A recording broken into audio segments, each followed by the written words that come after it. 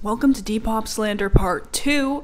In this edition, we're going to be going over things that I dug up in the Y2K tag. Because this little corner of the app can be its very own type of special. This is just a children's swimsuit. This is just a kid's swimsuit. And it doesn't even look like a Y2K swimsuit. The unicorn galaxy trend thing was like a 2010s phenomenon. I swear some of these sellers are just pilfering their little sister's closets for anything that looks even remotely sellable. It's giving a little bit of the Belle Delphine feel. And I'm not too hot about it. This looks like something that Clown from the Big Comfy Couch would wear, except she would actually pull it off. Not one person on this app could come close to pulling off clowncore as well as Miss Lunette does.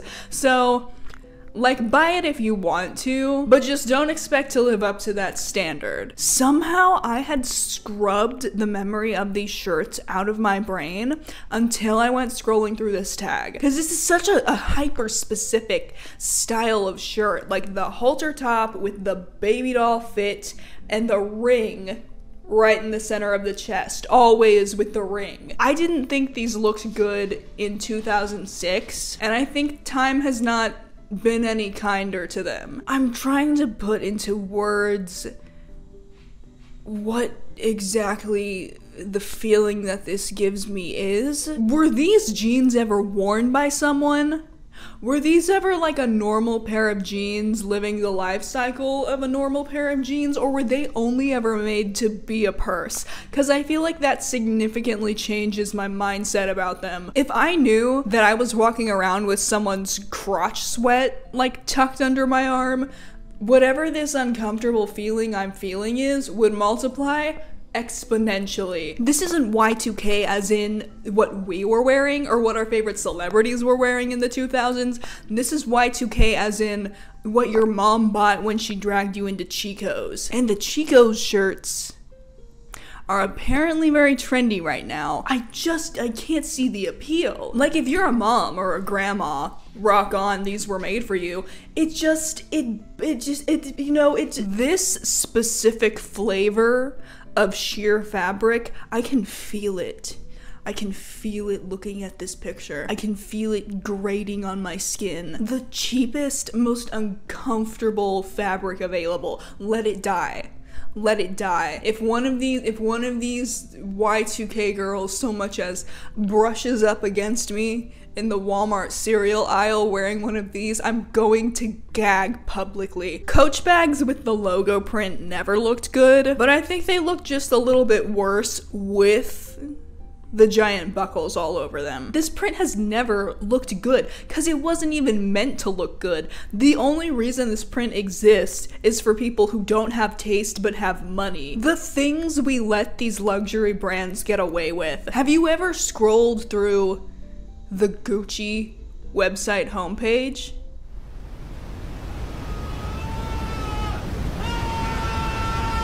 It'll make you classist, but the other way around. I hesitated to include this shirt on the list because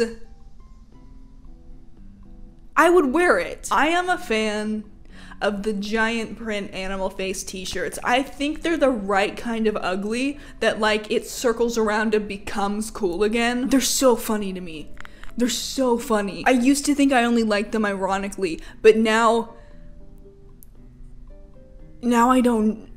I think we, as a collective, should bring these back. I want to see these lining the Walmart aisles again. I have some mixed feelings about the resurgence of this small, sassy, bunny kid. Because on the one hand, nearly all of these t-shirts are just, not good. Like, the whole crux of the bunny thing humor is just to be as mean or conceited as possible. It feels like a very lazy sense of humor to me. But also, I wasn't allowed to wear these as a kid because my mom thought they were too crude, so that might just be my latent childhood envy resurfacing. But I have to be careful about what I say about these shirts because I look at them and my first instinct is, you know, is this really worth the $50?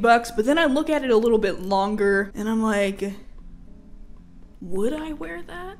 These are children's pants being sold as women's clothing, so that's the obvious flaw we can get out of the way right here, but these also make me sad because they remind me of the death of the preteen phase. This is exactly the kind of thing I would have seen at a Justice or a Limited 2 when I was like 11, 12. But what preteen girl do you know who dresses like a preteen girl anymore? They all have the fashion sense of like a 20-year-old Instagram model. It violates the natural order. Like South Korea has mandatory, you know, military service. I think it's about time we had mandatory preteen phase.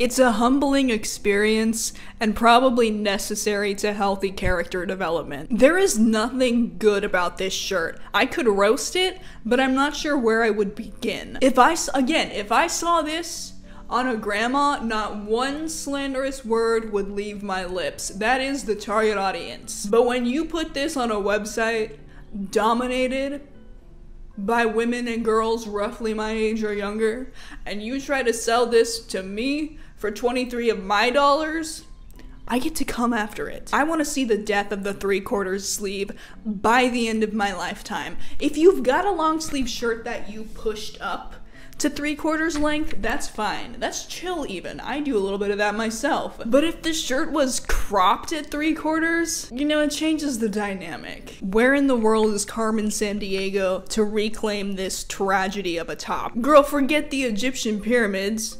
The world needs saving from this. Why don't you hop on this case and tell me who exactly was going to pay $68 to look like a gender-bend Colonel Mustard cosplay? This shirt single-handedly gave me trypophobia. It's just a texture thing again.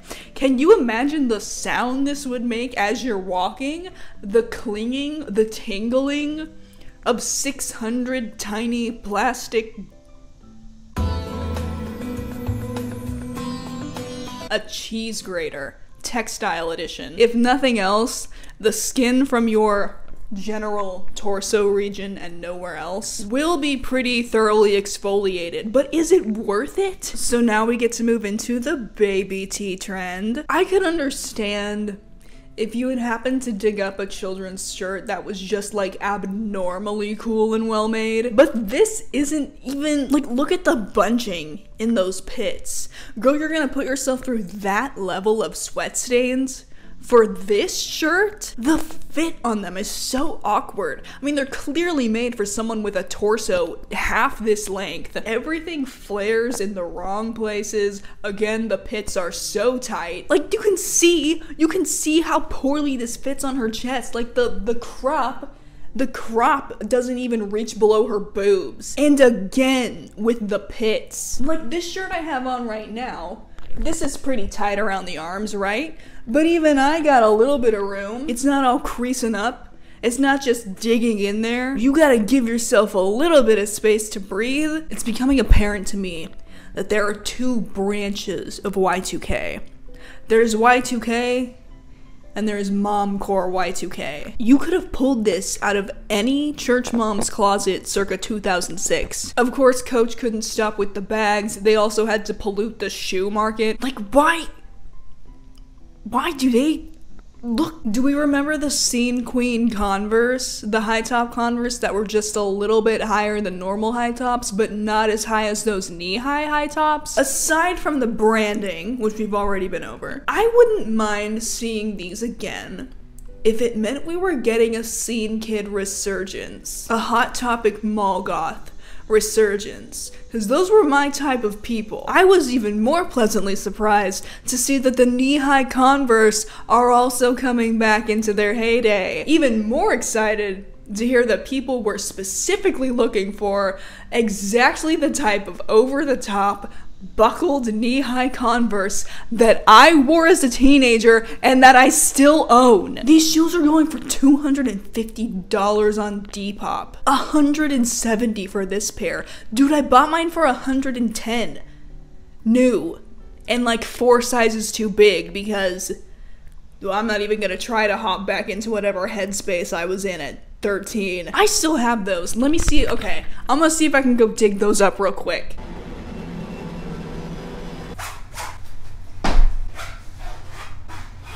Is this what you're after, little emos? Mama Emo will show you how it's done. I paved the way for these boys. I was the only emo I knew. Well, in my small town and all, but also the only emo I knew who was willing to put these things on and walk out with them. Do y'all see how huge these are? My toe is like where the white cap of this shoe is. Why did I get them so? Half the appeal of being emo is the outcast victim complex. So wearing whatever was popular sort of would have been the antithesis to that. It's almost like a security blanket. It's like one of those weighted blankets. Just the pressure of having it around your leg skin, it is a nice feeling. And then of course we've got the Converse heels. So the only thing left for me to wonder in this Converse remodeling, the only thing I have yet to see is those Converse sandals.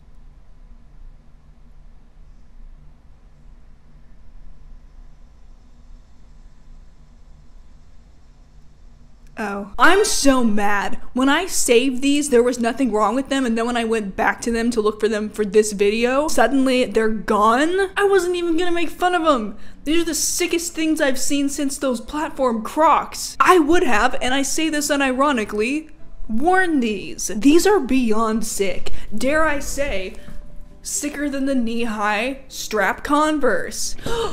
Don't be doing that. And I guess that's about all I have for this time. For all the hating I did on the Y2K trend in this video, I really do like the trend. I think for the most part, it's like really fun. These videos are really fun to make. If you have any other corner of Depop or corner of the internet full of just the weirdest content that you would like me to review, please let me know. I would love to make more videos like this. Thank you so much for watching, and I hope you have a wonderful day. Bye.